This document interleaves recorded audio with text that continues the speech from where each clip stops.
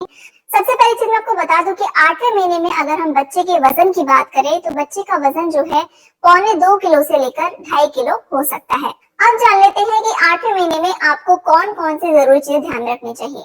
Number 1, देखिए कई लोग पूछते हैं कि क्या हम 8वें महीने में ट्रैवल कर सकते हैं। तो जी हाँ, आप 8वें महीने में ट्रैवल कर सकते हैं अगर बहुत जरूरी है तो ही। क्योंकि देखिए अगर ऐसा होता है ना कई केसेस में हमें डिलीवरी के लिए अपने मदर के घर जाना पड़ रहा है या फिर इन लॉज के घर जाना पड़ रहा है जहाँ पर हमें कोई हेल्प मिले, तो आप 8वें महीने में ट्रैवल कर सकते हैं। पर 8वें महीने के बाद आप प्लीज ट्रैवल करना अवॉइड करें। जो 9वां महीना होता है, 9वें महीने का एंड होता है, इस टाइम पर कई बार ट्रैवलिंग करते वक्त प्रॉब्लम हो सकती है। आपको ट्रैवलिंग के टाइम पर भी डिलीवरी हो सकती है, कोई कॉम्प्लिकेशन हो सकती है। तो इससे बचने के लिए अगर आपको ट्रैवलिंग करनी भी है तो ये जो 8th मंथ है इसमें ही आप करें तो अच्छा रहेगा। तो अगर अभी तक आपके बच्चे का जो वजन है वो कम आ रहा है, जो अपने अल्ट्रासाउंड कराया उसमें पता चला है कि बच्चे का वजन कम है या आपका भी वजन ज्यादा आप गेन नहीं कर पा रहे, वेट गेन आपका नहीं हो रहा है, तो ऐसे केस में आपको अपने डाइट में प्रोटीन अच्छे से लेना चाहिए। अब प्रोटीन में आप क्या क्या खा सकते हैं, आप पालक खा सकते हैं, आप ब्रोकली खा सकते हैं, आप एग खा सकते हैं, पनीर खा सकते हैं, ड्राई फ्रूट्स खा सकते हैं। ये सारी चीजें आपको अपने डाइट में इंक्लूड करनी चाहिए क्योंकि प्रोटीन अच्छा अगर आप खाते हैं तो बच्चे का अच्छे से वेट गेन होता है, बच्चे के ग्रोथ के लिए भी काफी अच्छा है। कई बार डॉक्टर जो है इस टाइम पर जब बच्चे का वजन अच्छे से नहीं बढ़ रहा होता है तो ऐसे केस में डॉक्टर आपको कुछ प्रोटीन के सप्लीमेंट्स दे सकते हैं, जैसे कि वो प्रोटीन पाउडर दे सकते हैं या प्रोटीन के बिस्किट्स दे सकते हैं, तो वो आप जो है ले सकते हैं। नंबर 3, देखिए अगर आपको प्रेगनेंसी के टाइम में बहुत ज्यादा खुजली हो रही है, देखिए प्रेगनेंसी टाइम में खुजली होना नॉर्मल है, पर वो थोड़ी बहुत खुजली होती है, हाथ पे हो गई या पेट पर हल्की फुल्की खुजली हुई है, तो वो तो पेट का साइज बढ़ने की वजह से और आप जो वेट गेन कर रहे हैं उसकी वजह से होता है।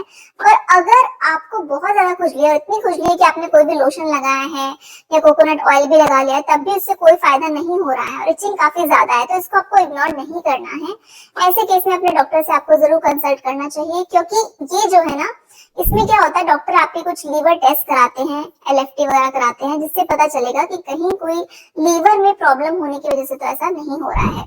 नेक्स्ट देखिए 8वें महीने में आपको अक्सर कमर दर्द की प्रॉब्लम हो सकती है या फिर बॉडी में एक तरह का पेन रहता है, बॉडी अकड़ी सी रहती है, पैरों में सूजन आ जाती है। तो ऐसे केस में आपको क्या करना है, 8वें महीने में भी अपने आप को थोड़ा बहुत एक्टिव जरूर रखें। हमेशा जो है लेटे मत रहिए, बीच बीच में थोड़ी बहुत एक्सरसाइज कीजिए हल्की फुल्की, आप डेली वॉक्स जरूर कीजिए। ऐसा करने से आपकी बॉडी तो स्टिफ नहीं होती है, आपकी बॉडी में अच्छा ब्लड सर्कुलेशन भी होता है। अगली चीज देखिए 8वें महीने में आपको ध्यान रखनी है कि आपको पॉजिटिव रहना चाहिए। आपको मतलब कुछ भी नेगेटिव जो है चीजें नहीं सोचनी चाहिए। अगर आपके आसपास कोई नेगेटिव चीजें हो रही हैं उनको इग्नोर करना चाहिए। अगर आप चाहें तो आप मेडिटेशन कर सकते हैं क्योंकि जैसा आप सोचते हैं इस टाइम पर आपके आसपास जो माहौल है उसका बहुत असर जो है आपके बच्चे पर पड़ता है। तो अगर आप चाहते हैं आपका होने वाला बच्चा जो है हेल्दी हो, पॉजिटिव सोच रखने वाला हो, तो आपको भी पॉजिटिव सोचना है और अपने आसपास जो भी नेगेटिविटी चीजें हैं, नेगेटिव माहौल है, उनसे आपको दूर रहना है या उनको जो है इग्नोर कर देना है। अपने आप को पॉजिटिव रखने के लिए आपको लाइट म्यूजिक सुनना चाहिए, आप अच्छी अच्छी बुक्स पढ़ सकते हैं, जो भी चीजें आपको पसंद है वो करनी चाहिए ताकि आपका होने वाला बच्चा जो है वो हेल्दी हो। नेक्स्ट 8वें महीने में आपको बहुत ज्यादा देर तक एक ही पोजीशन में खड़े या बैठे नहीं रहना है। बहुत ज्यादा देर तक खड़े या बैठे आप रहते हैं तो इससे आपको कमर दर्द, पेट दर्द की प्रॉब्लम हो सकती है, पैरों में दर्द हो जाता है ज्यादा देर तक आप खड़े रहते हैं। तो आप किचन में काम कर रहे हैं, कोई भी आपका काम है जिससे आपको ज्यादा खड़े रहना पड़ता है, तो लगातार खड़े मत रहिए। थोड़ी बहुत देर बाद जो है आपको बैठ जाना चाहिए, पोजीशन अपनी चेंज कर देना चाहिए। बैठे हैं तो थोड़ी देर लेट जाएं, एक पोजीशन में ज्यादा देर तक मत रहिए क्योंकि 8वें महीने में आपका अच्छे से वेट गेन हो गया है, पेट का साइज भी काफी बढ़ गया है। तो ये जो चीजें हैं, ज्यादा देर तक एक पोजीशन में खड़े रहना, बैठे रहना, ये आपको परेशान कर सकता है। 8वें महीने में भी आपको ध्यान रखना है कि आपको उठते बैठते चलते वक्त, सीढ़ियां चढ़ते वक्त आपको जो है सपोर्ट लेकर उठना बैठना है। एकदम से झटके से आपको उठना या बैठना नहीं है। जितना हो सके अपने पेट पर हाथ रखें और आसपास की चीजें जो कि मजबूत हो उनका सपोर्ट लेकर आप उठे बैठे। अगर आपको झुकना भी पड़ रहा है मान लीजिए कोई चीज उठाने के लिए, तो या तो आप घर में किसी की हेल्प ले सकते हैं या फिर आपको क्या करना है, पैरों को अच्छे से मोड़कर पहले बैठना है, उसके बाद कोई चीज उठानी। एकदम से आपको झुककर वो चीज नहीं उठानी चाहिए।